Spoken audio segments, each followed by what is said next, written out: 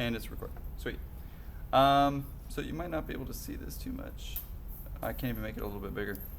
But it's essentially right at the bottom here. It's called Parallels Desktop.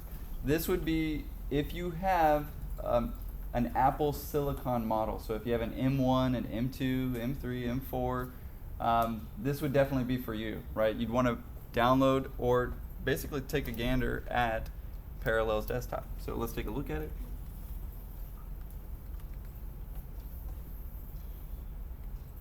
And to be fair, there's another one that also works called VMware.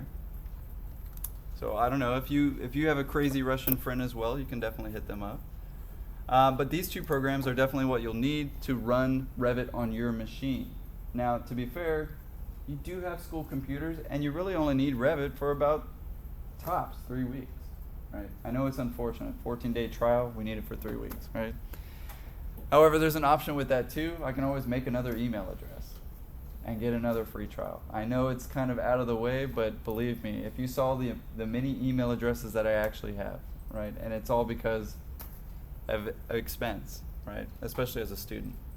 So I definitely don't want you to pay for these. However, if you know this is something you need or want to use in studio in the future, you're more than welcome to make that sort of investment in yourself.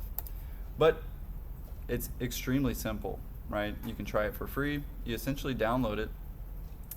And funny enough, it already automatically just installs Windows 11 for you, right? Windows 11 is a free program. And the ARM base, which you don't really need to understand, is what we need for Macintosh, right? So essentially it's not really there, right? It's basically just a program. It's a virtual machine is what it's called. However, this is definitely the easiest way. I just have to install it, press and follow the basically instructions and continue. Not too huge. Now, as soon as I want Revit, I'll need to go to Autodesk. Usually what I type in is Autodesk Revit and student. Usually it brings me to basically a certain part of the downloads. This is important because you don't want to accidentally get the wrong license, right? One thing to mention, if you haven't set up an Autodesk account yet, when you do set it up, you'll need your EDU account. Please do not use your personal account. Otherwise, you won't get the free year of Revit, right? Of course, that is completely gone through your EDU. So, Autodesk Student Access, right? Obviously, we'll select Revit.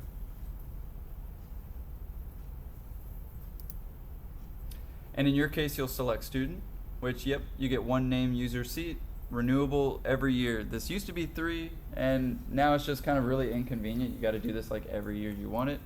But I guess that saves them some time and money. So, of course, I'll select Student. In my case, I can't actually do that because, well, I'm an educator. I already have an educator account. So I'm going to sign in my case. Oh, yeah, it's a new computer. I don't have any of my passwords, so let's see if I get this right.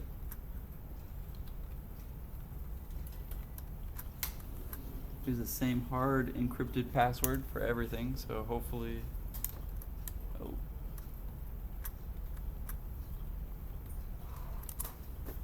Sweet. Sure, why not? In my case, I'm going to be using Revit 2024, as I mentioned last time. You're more than welcome to get 2023, 2024, or 2025 if you just want to try out the next thing. However, if you want to follow step by step to what I'm clicking on, and it's kind of one of those programs where it doesn't have a command anymore. You can't just type in wire or what or things like that. So you might want the same version, Revit 2024. That way you can follow along a little bit easier. To be fair though, there are other tutorials out there that are now using 2025. In many cases, it doesn't differ too much. Usually the button's just in a different place. But it can be kind of a learning curve and be a little bit somewhat confusing. So we'll go ahead and download that, right? In my case, I'm the educator, so I already have some of these. Wow, I didn't realize I have 250 Revits. I guess I have that as an educator. I'm not sure what that's about. That's new information to me. In your case, you should just see this piece. It'll say Revit and one quantity, right? Now on that Parallels, especially if you have a Macintosh, So this doesn't apply to the Intel yet. You can do this on Intel, but it's just not as strong, I think. However, is it a simple solution for the next 2 weeks? Probably, right? At least compared to the bootcamp method. But it's still pretty quick. I'm actually not certain if it's going to work on the Wacom. Okay, it seems to get it. But essentially, you'll be prompted to install it. To be fair, it's relatively simple these days. Obviously, just follow the instructions, press next. You don't have to type in any codes. You don't have to type in, you don't have to do any firewalls like, some of my programs and things like that. Essentially, you'll double click eventually once it's installed. And it's ready to go. You have Revit 2024. Not a huge issue. Now, if you already have Windows, even easier, right? You'll simply go to Autodesk, make your EDU account, and install Revit. Now, if you have an Intel-based Mac, this is where it can get a little bit more tricky. And as you can see, my access has expired. So I may need to restart my access. Actually, it just says that every single time for some reason. I think it's because I need to sign in also on the Windows. But if I just close it, it also works. And I've even made the first file that you'll be using. Since, to be fair, Revit is one of those programs that isn't kind of taught in a vacuum. It's usually taught under some sort of firm coordinator, right? Like when Revit was taught to me, it was under my master's program. And I took a class, and for 16 weeks, we just learned Revit. And let me tell you, that was one boring class, right? The guy did try to be really funny, but it was just kind of corny, right? It was one of those things. I try not to be that guy, but of course, probably by default.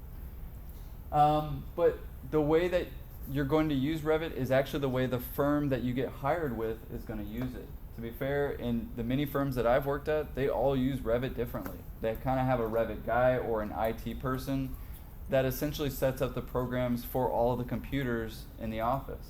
Very similar to what we have, but we're missing the IT guy. That's why we have all these computer problems. We don't have that dedicated guy that's just sitting and taking care of the computers and their programs, the updates, all that stuff.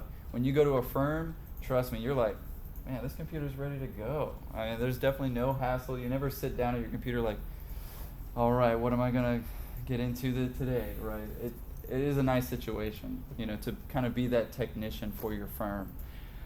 But to be fair, I'm going to basically kind of treat it like, day one of being at the firm and teaching you how I want you to use it. Because, well, there's a lot of different ways that Revit can be used.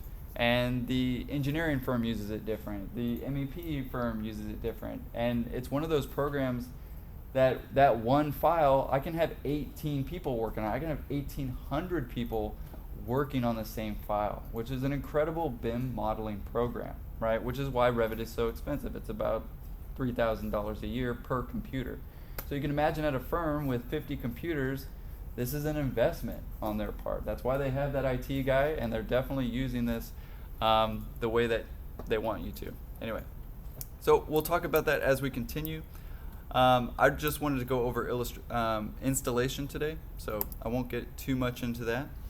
However, if you have an Intel-based MacBook Pro, you might want to check the year. If it's 2018, 2019, it's probably strong enough for parallels. However, once it's like 2017 or below, you might want to do Boot Camp, right? So let's look that up. And what is Apple Boot Camp?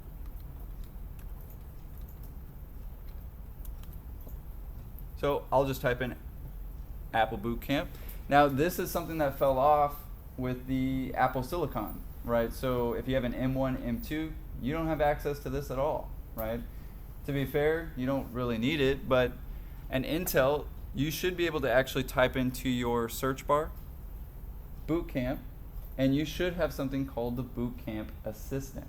Now, I can't really show you that, but it essentially looks like either one of these icons, almost like a Windows icon flipped 45 degrees. Yeah, Mango's got it.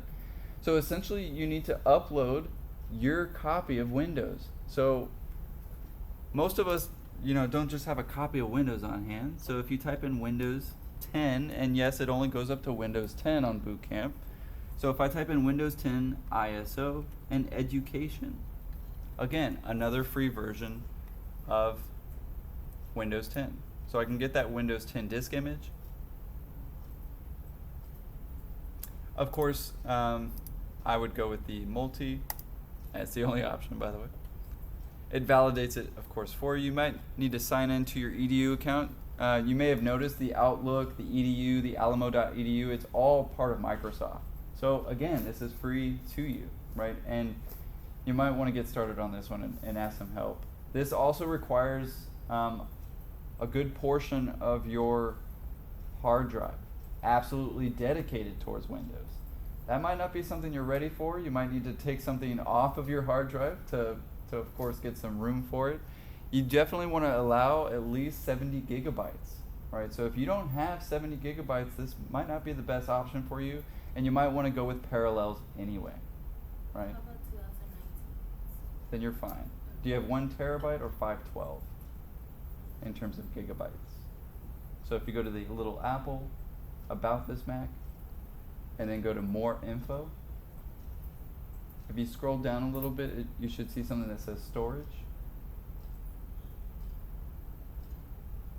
And it should tell you how big your hard drive is. I can pull that up. So like if you go to Apple, About This Mac, More Info, you should see, in my case, I have 299 gigabytes available of 494. Very little. So you might want to take some things off. This might be the weekend that you go, you know what, I'm going to get that external hard drive. My professor's been saying I'm going to need this whole time. I mean, Black Friday's coming up. There's always some sort of Amazon deal. To be fair, you really can't go wrong with an external hard drive.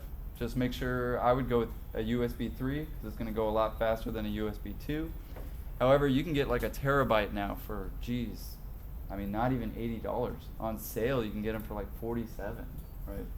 To be fair, I'm kind of a hoss and I go for the 8 terabyte models, and even then I only pay $130, which is doable, I think, if you're investing in this for, the 5-year, the 10-year run. And I definitely keep all of my external hard drives. I only have one that failed on me, but I was told you could still solder it together and work. So I don't know. Maybe when I retire, I'll look at all my old files. But that being said, that is of course where you'll find it, and where you can download, of course, the Windows 10 disk image, or what is known as an ISO file. You'll be immediately prompted in boot camp for that file. So as soon as you download it and upload it in, it kind of takes care of the rest. So, however, if you do have specific instructions about this installation process, please let me know, and of course I can help you. I know it's not the most helpful video visually, but hopefully audibly, I've gone over some keywords and phrases to, of course, search and type in. Any questions about that right off the bat? Fair enough. How many of you already have Revit installed? We do have a few. So, even ask Zion, hey, what version do you have? How'd you get it there? Right? Just in case, I'm not around. But good. I'll end this recording.